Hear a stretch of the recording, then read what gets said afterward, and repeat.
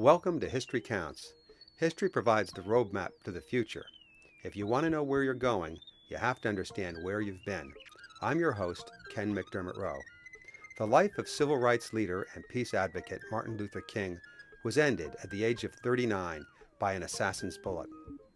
Months after the murder, the authorities proclaimed that the crime had been solved.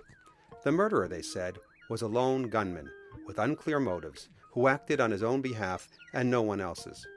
It was a familiar story, but is it true? Today on History Counts, we take a look at the assassination of Martin Luther King. Who really killed Dr. King and why? Stay tuned to History Counts. Welcome to History Counts. I'm your host, Ken McDermott Rowe. Our subject today is the assassination of Martin Luther King, and our guest is author and international lawyer William Pepper. Mr. Pepper, who is both a British barrister and an American lawyer, investigated the murder of Dr. King for over a quarter century. For several years, he represented Dr. King's supposed assassin, James Ray, and Ray's legal efforts to obtain a trial. Mr. Pepper later represented the family of Dr. King in a civil wrongful death action against those believed to be responsible for Dr. King's murder. Mr. Pepper is the author of An Active State, The Execution of Martin Luther King. Thanks very much for being with us, Mr. Pepper. Oh, you're welcome. Can you tell us when and where Martin Luther King was murdered? Martin Luther King was assassinated in Memphis, Tennessee, on the 4th of April, 1968, at approximately 1 minute past 6.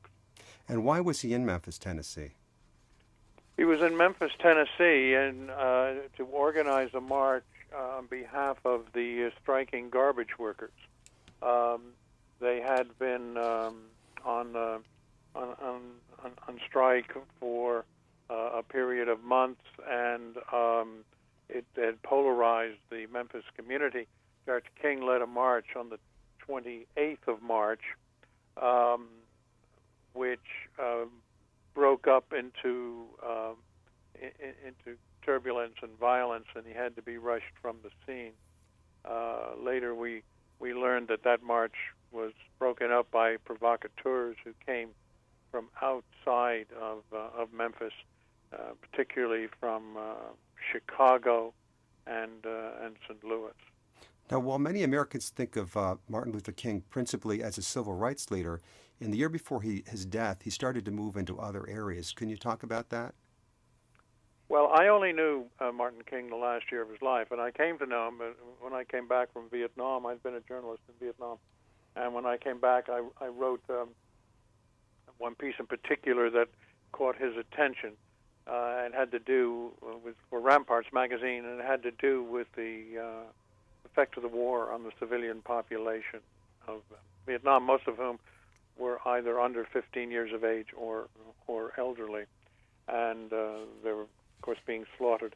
And that struck, some of my photographs struck him, and so he asked to meet with me, and I worked with him then the last year of his life, and began pretty conclusively to turn him and see him turn into more than a civil rights leader. And that had been the direction he'd been heading in anyway, but he now became a committed human rights advocate and an anti-war campaigner. He made a famous speech at Riverside Church just a year before the assassination. Yeah, 1 year to the day, in which 4th of April. In which he declared his opposition to the war. He was also involved in a Poor People's Campaign that was going to have a demonstration in Washington that summer.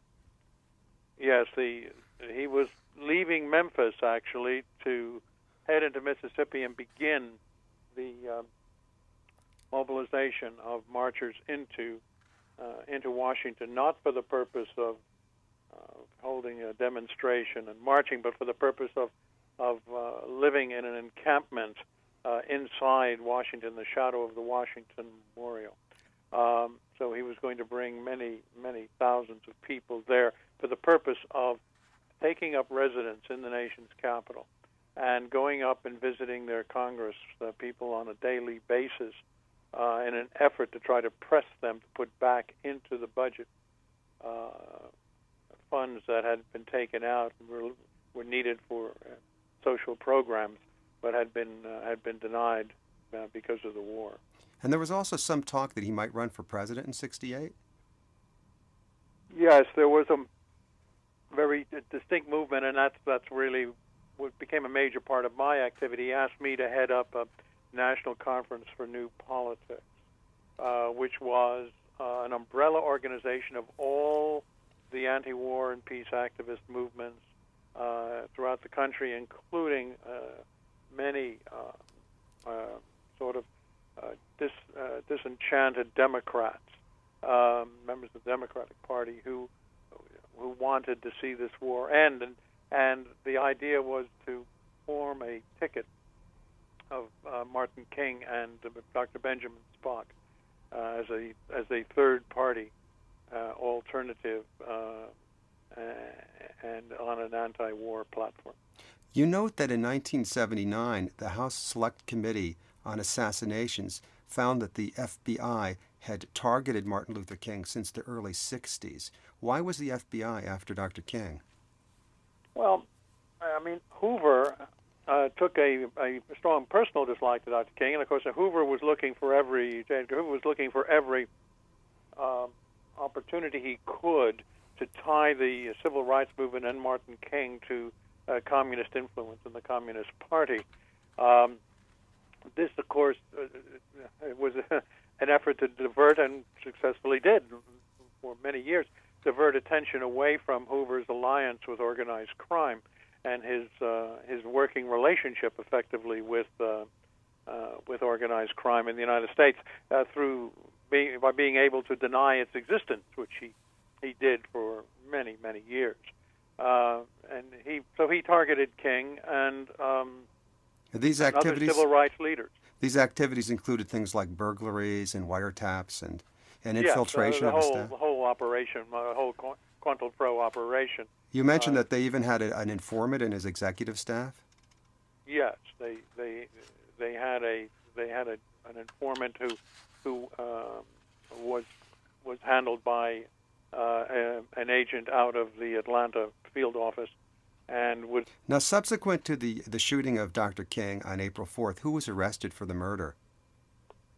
Well, James Earl Ray was arrested at Heathrow Airport in London and charged with the assassination. He had been well and duly set up, although none of us realized it at the time, and indeed I didn't realize it for 9 years. It took me 9 years.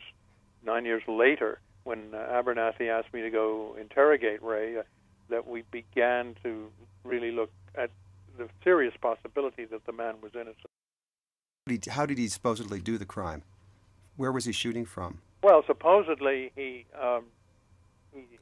committed the crime from a bathroom window, a rooming house that backed onto Mulberry Street and the Lorraine Motel, and allegedly, he had rented a room, and he just waited for Dr. King to appear, and then he shot him and fled down the stairway and out the front door, where he went a few feet south on Main Street, dropped the bundle in the doorway of an amusement parlor and record shop, and then got into a Mustang, drove away. Now, that was the story that of the actual killing that the government put forward. And he did plead guilty subsequently.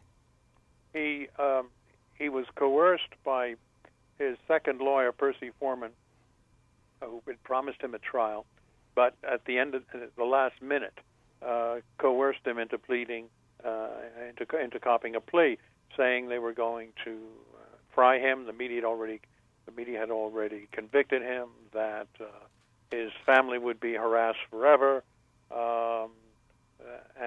But the main reason James told me that he finally decided just to plea was Foreman said, "Look, my health is not good, and I can't give you your best defense. So just take this plea and then hire another lawyer, set it aside, and you'll be much better off." Did Ray recant his plea? Oh, sure. sure. He always. I mean, he never actually said that he did it. He accepted legal responsibility in a series of check stipulations. And James had 3 days after 3 days after the sentencing hearing, he moved to set aside his guilty plea and to seek a trial. Although the government claimed that Ray had committed the murder by shooting from a bathroom in a rooming house, several witnesses, you point out, appear to have seen gunfire coming from a bushy area instead. That's right. The area behind the rooming house, which is now, by the way, a museum, but the area behind that rooming house was overgrown with bushes and brush and just a massive amount of undergrowth there, and that's where the sniper actually lay and wait. And yes, he was seen by a number of people who independently reported seeing. In addition, during the course of your representation, a judge ruled that the gun, the rifle that he allegedly used, had not been sighted? Yeah, it had not been sighted in, and it was off both to the left and too low, so it could not have been used in that murder. And in addition to that, of course, the state could not match any test fires from that rifle to the death slug. Now, the rooming house was above a grill owned by a man named Lloyd Jowers, and in 1993, Mr. Jowers made a request for immunity to the Tennessee Attorney General. Can you talk about what he admitted to doing? Yeah, Jowers initially just started off by admitting that he had been involved in a conspiracy, in the conspiracy to kill Dr. King, and he asked for immunity. He wasn't a good citizen. I mean, it's not something he did voluntarily out of the goodness of his heart. We had a number of witnesses, independent witnesses, who tied Lloyd Jowers to this killing. So he thought this was a bit up. He didn't know that he was going to not be indicted, and so he thought he'd asked his lawyer to get immunity for him. And what was his involvement with respect to the rifle, with respect to the funds that may have been used for the assassination? Well, Jowers received $100,000 in a delivery box, in a vegetable delivery box, which was routed to him by Frank Liberto, who was a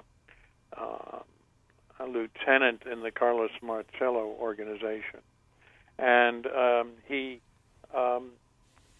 received that money in his grill called Jim's Grill. His role was to accept and hold on to the murder weapon for a brief period of time, and then it was to basically be out in the back bushes area and to take the weapon from the shooter, which he did. And as he burst into the back of the kitchen with a still smoking rifle, there was Betty Spates, who had been his mistress for a number of years, who had come looking for him, and she saw him rush by her holding this gun, break it down, and wrap it into a towel. But she heard that only moments after she had heard the rifle shot. She was standing inside the kitchen. She heard the rifle shot. Now, he also made admissions to Dexter King and Andrew Young, not just about the money and the rifle, but about planning sessions that occurred in Jim's Grill involving Memphis Police Department personnel. Can you talk about that? There were planning sessions in the grill. It involved a number of police officers in the Memphis Police Department, and Jowers admitted that they took place. So he was fully involved in this operation. The Memphis Police Department failed to undertake certain security measures you mentioned when Dr. King came to Memphis on April 4th, including depriving him of his usual security guard of black detectives? Yes, there was usually a group of detectives, four black detectives who had always watched out for Dr. King when he came to Memphis. And in this instance, they were not formed. You also mentioned that the emergency tactical police units were pulled back from the Lorraine Motel, and that, curiously, 2 black firemen assigned to a firehouse overlooking the Lorraine were told not to report. Yeah, there were the TAC-10 unit that had been stationed at the Lorraine was pulled back to the fire station, to the firehouse, which is on the corner of Mulberry, and stretches up to South Main Street. They were pulled back there, out of the area, the immediate area. The two black firemen were instructed not to show up that day. They were removed from duty. That's right. And it's not clear why Dr. King was assigned a room with a balcony. His room was supposed to be down below in an alcove area, and they switched his room virtually at the last minute and put him up in room 306, which was the balcony room overlooking the swimming pool, which of course was not in use but he was in an ideally exposed position for the assassination. Now, who was Frank Liberto, the man who gave Jowers the $100,000? Frank Liberto,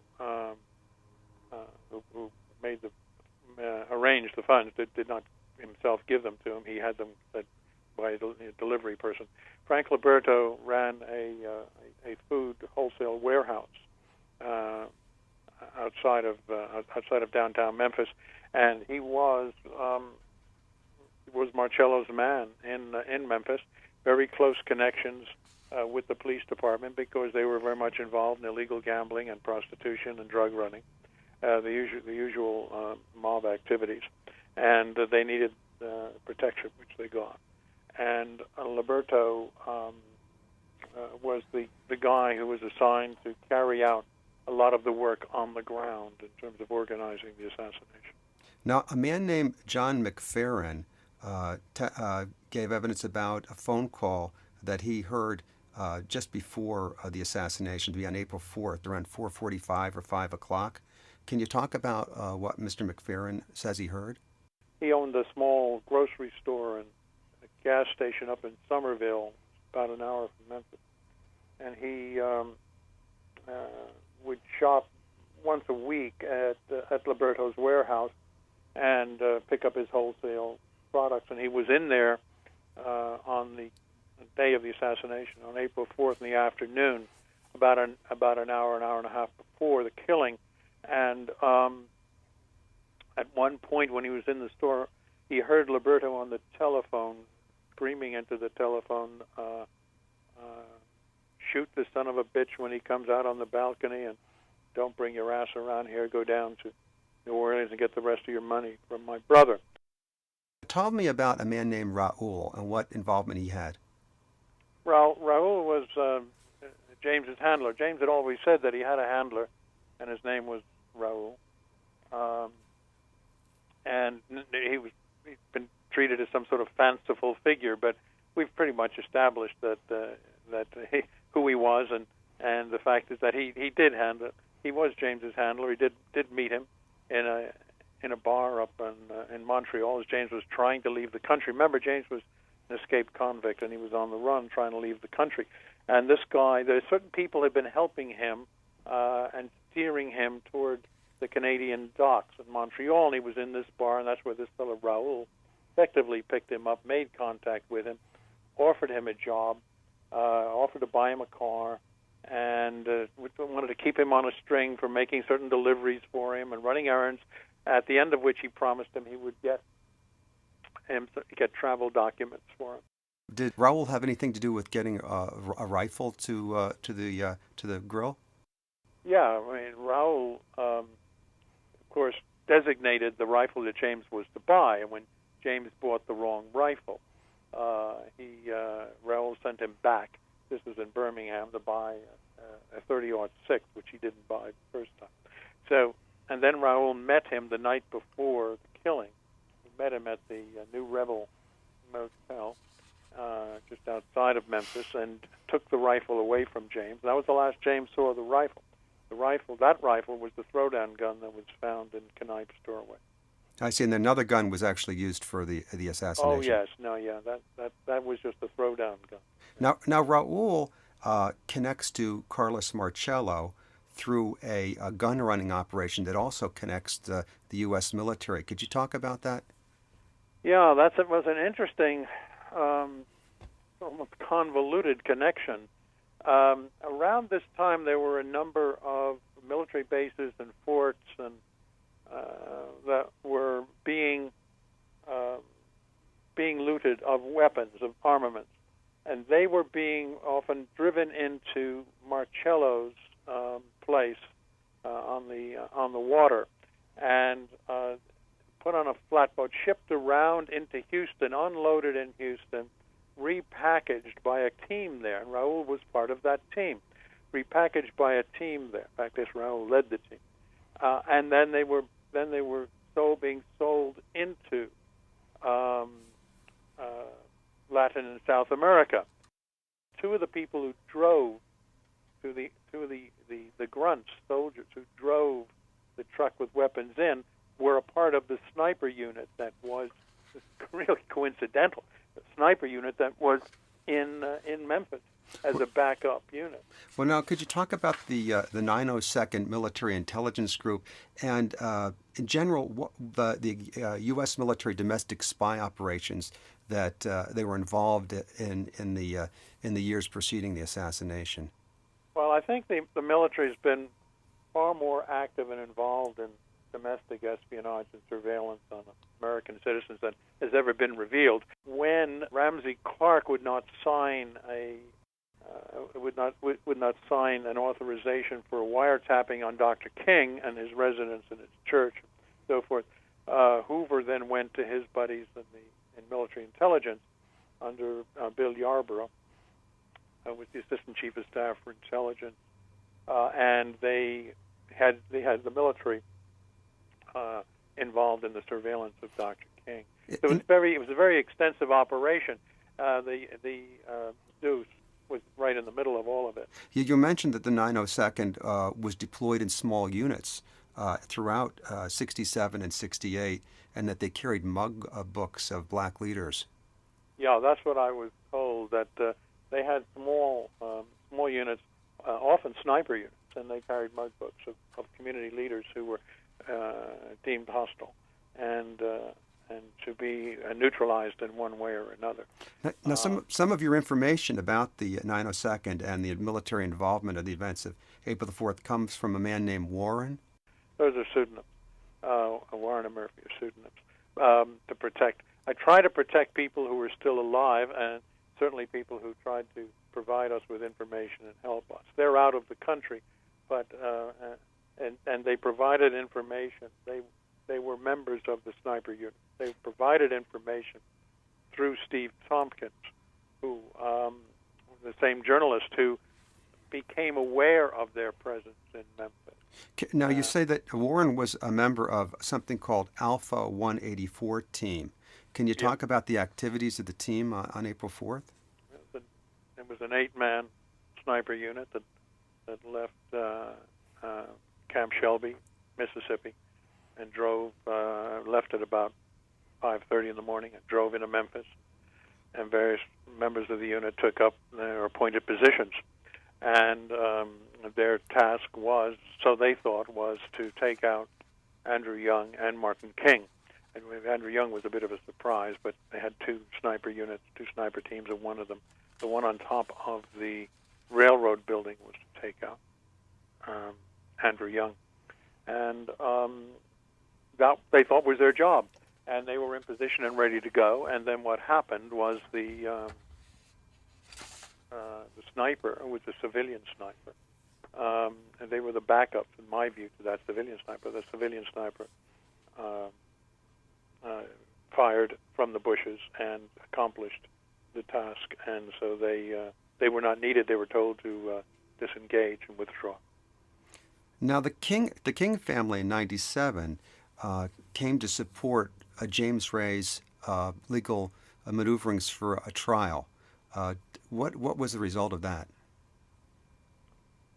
Well, there were two trials that one can say connected with this whole thing. One back in '93, which related to evidence that we had at the time and it was actually a television trial, but it was unscripted, and it was bitterly fought with an independent jury and a former federal judge presiding. And that took that, with the minimum of evidence we had at that time, it took that jury 7.5 hours to find James not guilty, which was a shock to Hickman Ewing in particular, who was the prosecutor, and had former U.S. attorney in Memphis and former, later to be a Ken Starr, prosecutor against Bill Clinton. So that was one. Then, and that, by the way, opened the floodgates to a lot of information that we didn't have. It started coming. Okay, the second trial, the one to which you're referring, was the civil trial, which was an actual civil trial. So you chose a civil route then? That was the civil route whereby the King family would sue Lloyd Jowers and others, including agents of the United States and agents of the state of Tennessee and city of Memphis, for conspiracy to kill Martin King. Jowers was the key defendant in that trial. Did they seek damages, monetary? No, they only sought, well, they did, but only to the extent that it was required to pay the burial costs. And that the equivalent of the burial cost. And that trial took place in 1999 in Memphis? Yeah, it took place in 1999 in Memphis, and it lasted for 30 days, had 70 witnesses. Probably never before in history has an assassination been so well documented and detailed under oath. And what was the jury's verdict? The jury found for the King family that a conspiracy existed, and took them 59 minutes. And they only attributed 30% of the responsibility to Lloyd Jowers, and the rest they attributed to the government. So they determined that Lloyd Jowers participated in the conspiracy, but that others, including government agencies, also participated. Yes, absolutely. And what was the media's reaction to the verdict? Silence. The media's reaction to most things has been silence. There was one article in the New York Times, and then it went away. The media stayed in the hallway through most of the trial, not hearing the evidence. When Mrs. King testified, or Andrew Young, or Dexter, they came in, took note of that testimony. But when the real hard evidence was being presented, they were, for the most part, not capable, not willing to report it. So the American people, most American people, don't even know the trial took place. Well, thanks very much for being with us, Mr. Pepper. You're listening to History Counts, and we've been talking about the assassination of Martin Luther King with attorney William Pepper, author of An Act of State, The Execution of Martin Luther King. This is Ken McDermott Rowe, host of History Counts. One should not underestimate the effect that political assassinations have had on the course of history. If Martin Luther King had lived, how might have American history changed? Would race relations have evolved toward integration rather than black power? Would blacks and whites have made common cause in the labor movement? Would the Vietnam War have continued for another 7 years? Thank you for joining us. History Counts is produced by MDR Productions, Inc. and engineered by David Schwartz. Please visit us at historycounts.org, where you can listen for free to an archive of this program and others. Until next time, this is Ken McDermott Rowe for History Counts.